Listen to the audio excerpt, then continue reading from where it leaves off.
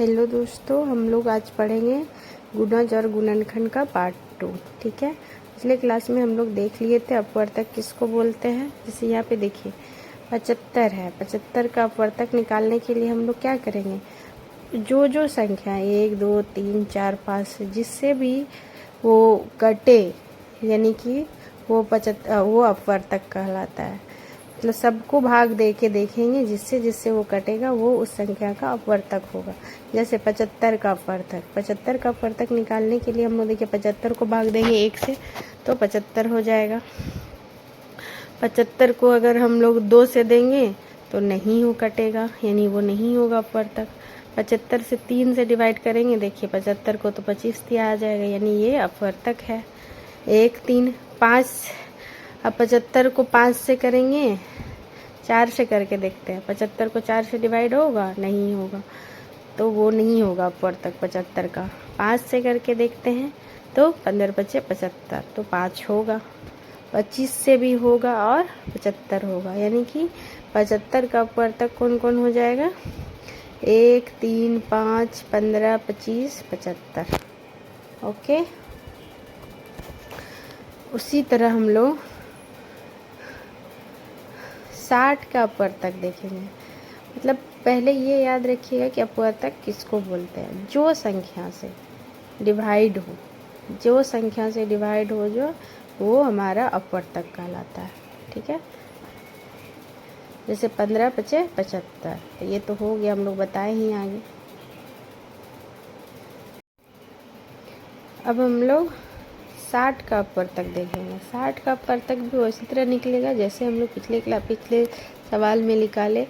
जैसे 60 को भी डिवाइड करके देखेंगे, किससे किससे वो डिवाइड होता है, वो 60 का अपवर्तक कहलाएगा। जैसे 60 के अपवर्तक क्या हो जाएगा, 1 से खाएगा, 2 से भी डिवाइड हो जाएगा, 3 से, 4 से भी होगा, 5 से 15, 5 से क्या हो जाएगा 15, 12 पंचे 60, 5 से भी होगा, 6 से भी 60। अब बाकी जो भी है इधर का किससे किससे खाएगा 60, फिर हो गया 12 पंचे 60,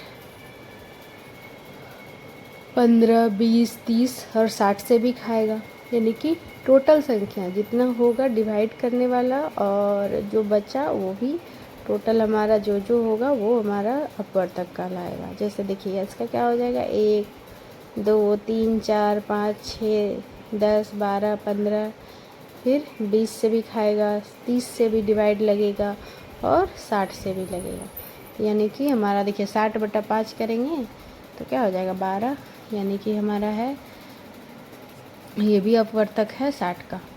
ठीक है, 60 का अपवर्तक जिससे जिससे संख्या से डिवाइड हो जाए वो हमारा अपवर्तक कहलाता है। अब देखिए 1 2 3 4 5 6 10 12 15 सब। ठीक है, अब हम लोग आगे पढ़ेंगे समापवर्तक। समापवर्तक किसको कहते हैं, समापवर्तक का मतलब ही होता है सम प्लस अपवर्तक, सम प्लस अपवर्तक। जैसे मतलब क्या हुआ, सम प्लस अपवर्तक, इसका मतलब हुआ है जो समान रूप से उभयनिष्ठ हो, दोनों में जो समान रूप से उभयनिष्ठ हो उसी को बोलते हैं समापवर्तक। जैसे हम लोग निकालेंगे 16 और 24 के समापवर्तक क्या होगा, तो 16 और 24 का पहले हम लोग अपवर्तक निकालेंगे, 16 का और 24 का। तो 16 और 24 का देख लीजिए अपवर्तक क्या नहीं होगा, 16 का अपवर्तक मतलब क्या होता है, उसका गुणनखंड। अभी हम लोग पिछले क्लास में पढ़े थे, अपवर्तक मतलब गुणनखंड, जिससे 16 डिवाइड हो जाए, मतलब जिससे जिससे 16 पूरा कट जाए। जैसे 16 1 से 2 से 4 से 8 से 16 से हो जाएगा 16 का अपवर्तक। 64 का फिर निकाल लेंगे, 1 2 4 8 16 32 64। फिर उसी में पूछ रहा है समापवर्तक। समापवर्तक का मतलब होता है कि जो दोनों में कॉमन हो, मतलब दोनों में मिलता जुलता हो। ठीक है, जैसे देखिए एक उसमें मिल रहा है,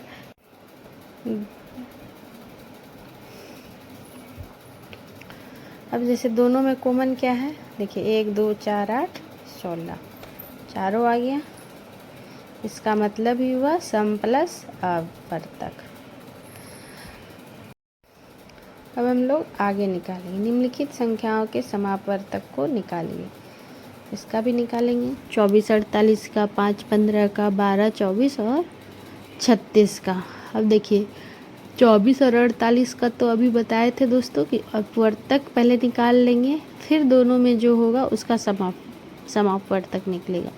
तो 24 किससे किससे डिवाइजेबल होगा देख लीजिए। 24 का 1 से, फिर 12 हो जाएगा तो 2 से भी खाएगा, फिर 3 से भी खाएगा, ठीक है, फिर 4 से, 6 से, 8 से, 12 से, 24 से। तो 24 को 2 से डिवाइड करके देखिएगा तो 12 आएगा। फिर 48 का भी देख लीजिएगा कितना कितना आएगा, 1 2 3 4, हाँ 4 8 12 24। 48 का भी वही होगा। अब दोनों में कॉमन पूछ रहा है तो दोनों में कॉमन क्या हो जाएगा, 1 2 जो भी है मिला के लिख देना है। अब 5 और 15 का भी उसी तरह निकालेंगे। 5 का क्या हो जाएगा, 1 5, और 15 का 1 3, 15 का हो जाएगा और 15 समापवर्तक क्या हो जाएगा, 1 और 5। दोनों में कॉमन क्या है, 1 और 5, तो समापवर्तक कॉमन ही होता है। अब यहाँ पे देखिए 12 24 और 36 का निकालना है तो उसका भी वही हम लोग फैक्टोरियल कर लेंगे। 12 को पहले देख लेंगे किससे किससे डिवाइड होता है, फिर 24 को, फिर 36 को। तीनों में जो कॉमन होगा वही होगा। 12 का देख लिए, 24 का, फिर 36 का। देखिए 12 को किससे किससे डिवाइड लगेगा, 1 2 3 4 6 12। फिर 24 का भी देख लेंगे, 36 का भी देख लेंगे, 1 2 3 4 6 9 12 18 36 सबसे कट जाएगा। 24 भी देख लीजिए, 12 भी कट जाएगा, देख लीजिए 1 2 3 4 6 12। फिर 24 का भी, तीनों में कॉमन देख लीजिए क्या क्या है, सब में 12 तक है, 1 2 3 4 6 12 तीनों में है, यानी तीनों का समापवर्तक क्या हो जाएगा, तीनों समापवर्तक का मतलब तीनों में जो कॉमन हो, ठीक है, वही होता है समापवर्तक। आंसर वही हो जाएगा, 1 3 2 3 4 6 12। तो समझ में आ गया समापवर्तक किसको कहते हैं। अब हम लोग महत्तम समापवर्तक किसको बोलते हैं ये जानेंगे। महत्तम मतलब क्या होता है, बड़ा समापवर्तक जो तीनों में कॉमन हो, बट सब में कॉमन हो लेकिन उसमें सबसे महत्तम जो हो उसको बोलते हैं महत्तम समापवर्तक। जैसे देखिए 2 या 2 से अधिक संख्याओं के सबसे बड़े समापवर्तक को उन संख्याओं का महत्तम समापवर्तक कहते हैं। महत्तम समापवर्तक बराबर सबसे बड़ा समापवर्तक, इसी को हम लोग बोलते हैं हाईएस्ट कॉमन फैक्टर। इंग्लिश में क्या बोलते हैं, हाईएस्ट कॉमन फैक्टर। और जीसीएफ भी बोलते हैं, जीसीएफ मतलब ग्रेटेस्ट कॉमन फैक्टर। अब हम लोग इसका एग्जाम्पल भी देख लेंगे, ठीक है। जैसे हम लोग अपवर्तक यानी कि गुणनखंड निकालते थे सबका, वैसे ही सबका निकालेंगे।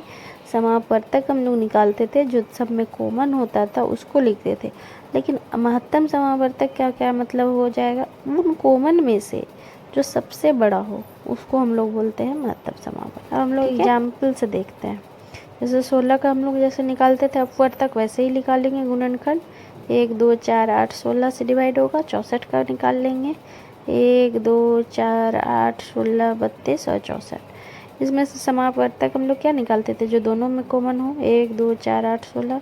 और इन दोनों का महत्तम समापवर्तक क्या हो जाएगा, जो सबसे बड़ा हो। देखिए 1 2 4 8 16 में सबसे बड़ा क्या है, 16 है, उसी को हम लोग बोलते हैं महत्तम समापवर्तक। ठीक है दोस्तों, इतना समझ में आ गया होगा। चलिए अच्छा अब हम लोग गुणनखंड पढ़ते हैं। गुणनखंड किसको बोलते हैं, किसी संख्या के ऐसे खंड या टुकड़े जिसका गुणनफल उस संख्या के बराबर हो, उस संख्या के गुणनखंड होते हैं। जी किसी संख्या के ऐसे खंड या टुकड़ा जिनका गुणनफल उस संख्या के बराबर हो, ठीक है, उस संख्या के गुणनखंड होते हैं। ठीक है, देखिए इसका मतलब ये हुआ कि गुणनखंड पूछ रहा है। गुणनखंड क्या हुआ, 12 को आप किससे किससे डिवाइड कर सकते हैं, मतलब यही हुआ गुणनखंड या अपवर्तक यही होता है जो कि 12 को किससे किससे आप डिवाइड कर सकते हैं, यही बोला जा रहा है। 12 को देखिए अगर आप 1 से डिवाइड करेंगे तो हो जाएगा, 2 से भी करेंगे तो भी हो जाएगा, 3 से भी 12 को करेंगे तो हो जाएगा। 3 चौक 12, 2 6 12, 1 गुना 12, तो यही बोला जा रहा है गुणनखंड किसको बोला गया। देखिए यहाँ पे 1 गुना 12, 2 गुना 6, 3 गुना 4, 2 गुना 2 गुना 3। ठीक है, समझ में आ गया होगा। अब हम लोग पढ़ेंगे अभाज्य गुणनखंड। अभाज्य गुणनखंड किसको बोलते हैं। गुणनखंड तो सिंपली हुआ, सबको ये डिवाइड करके चेक कर लेंगे। अभाज्य गुणनखंड किसको बोलेंगे, किसी संख्या के ऐसे गुणनखंड जो अभाज्य हो। किसी संख्या के ऐसे गुणनखंड जो अभाज्य हो, मतलब वो भाज्य नहीं हो, अभाज्य हो। 2 क्या है हमारा अभाज्य संख्या है, सबसे छोटा ही अभाज्य संख्या क्या है, 2 है। जैसे देखिए 8 का अभाज्य गुणनखंड कीजिए, तो 8 का अभाज्य गुणनखंड कैसे कर सकते हैं। जैसे अभाज्य संख्या क्या है, 3, 5, 7। अब बोल रहे 8 का अभाज्य गुणनखंड कीजिए। 8 को हम लोग क्या करेंगे, 2 से कराएंगे। 2 से करेंगे तो 2 चक 8, फिर 4 हुआ, 4 को भी 2 से करेंगे फैक्टोरियल, फिर 2 दूनी 4, यानी कि 8 का अभाज्य गुणनखंड क्या हो गया, 2 गुना 2 गुना 2।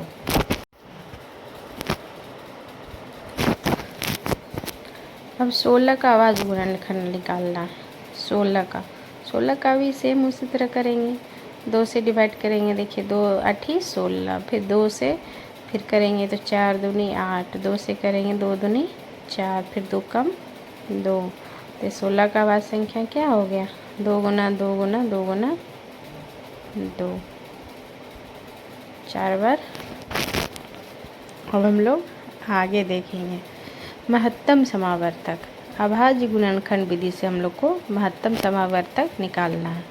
महत्तम समावर्तक को हम लोग बोलते हैं HCF, इंग्लिश में क्या बोलते हैं, हाईएस्ट कॉमन फैक्टर।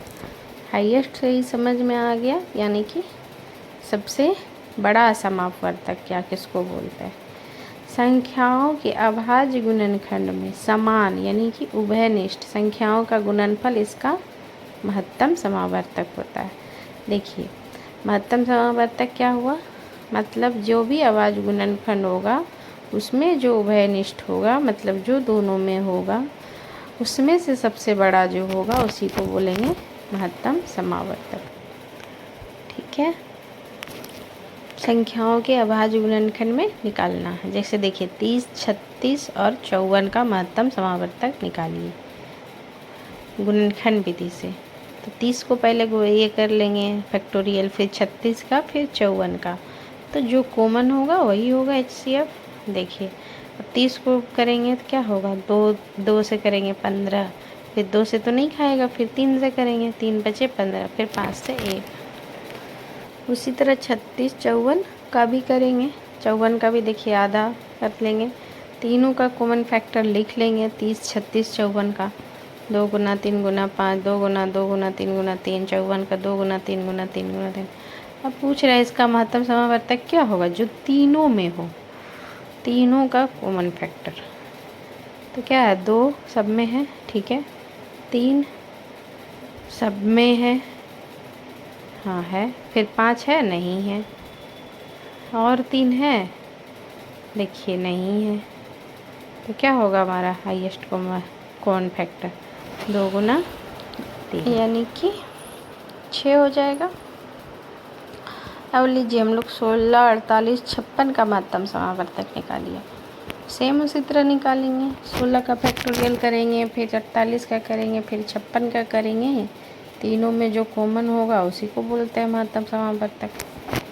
ठीक है, HCF। उसी तरह क्या, और 48 का क्या हो जाएगा, उसी तरह करेंगे, 2 से डिवाइड करेंगे, 12 से को 24 को करेंगे 2 से, 48 को 2 से करेंगे कितना होगा, 24। फिर उसी तरह 24 को करेंगे 2 से तो 12, फिर 12 को 2 से 6, 6 को 2 से 3, फिर 56 को भी उसी तरह करेंगे, 2 से 28, 2 से 14, 2 से 7, 1।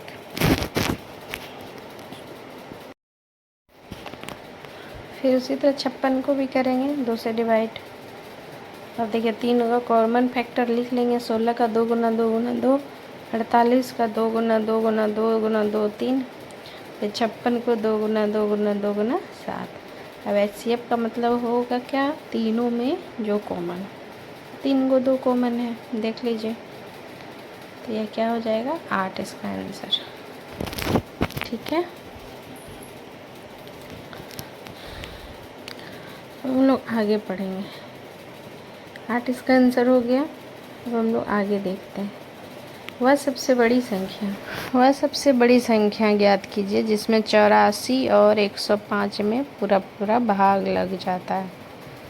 ज्ञात कीजिए जिसमें 84 और 105 में पूरा पूरा भाग लग जाता है। तो कैसे ज्ञात करेंगे हम लोग देखते हैं। इसको भी हम लोग वैसे ही निकालेंगे। 84 को भी फैक्टोरियल करेंगे और 105 को करेंगे। देखिए 84 का क्या फैक्टोरियल होगा, 2 से करेंगे 42, फिर 3 से करेंगे तो 21, 7 से करेंगे 1, 105 का भी 5 से 35, 7 का 7, 7 गुना 7 से एक बार में आएगा।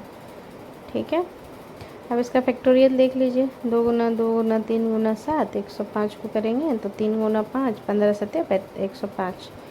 अब इसका महत्तम समावर्तक क्या होगा, 3 2 जो दोनों में कॉमन हो, तो 3 और 7 कॉमन है। इसका महत्तम समावर्तक क्या हो जाएगा, 21, 221। अतः सबसे बड़ी संख्या 21 होगी जिससे 84 और 105 में पूरा पूरा भाग लग जाएगा। ओके,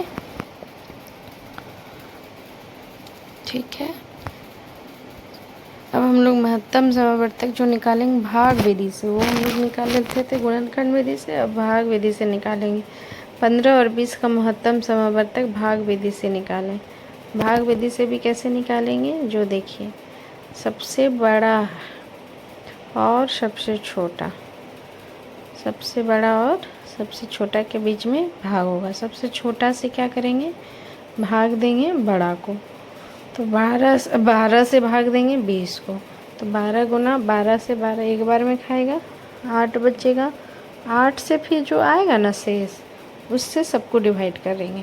फिर 8 से 12 बार कितना बार में, एक बार में आएगा, तो फिर 4 आया। जब तक ये 0 ना हो जाए, मतलब ख़त्म नहीं हो जाए, तब तक हमको भाग देते रहना है।